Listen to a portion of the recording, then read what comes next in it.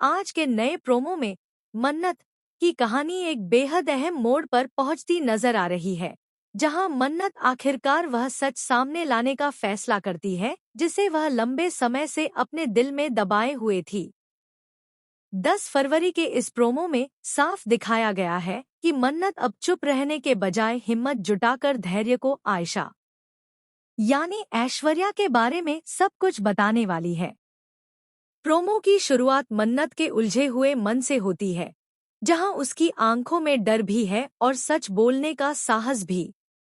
अब तक मन्नत ने ऐश्वर्या की सच्चाई इसलिए छिपाए रखी क्योंकि उसे डर था कि अगर यह राज खुल गया तो धैर्य टूट जाएगा और परिवार में बड़ा तूफान आ सकता है।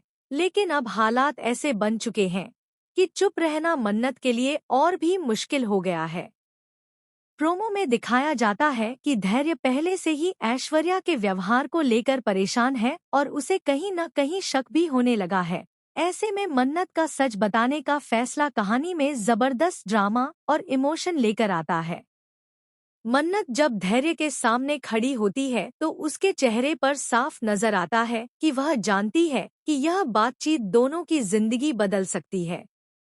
वह कांपती आवाज में ऐश्वर्या के अतीत और उसके छुपे हुए सच की ओर इशारा करती है, जिससे धैर्य चौंक जाता है।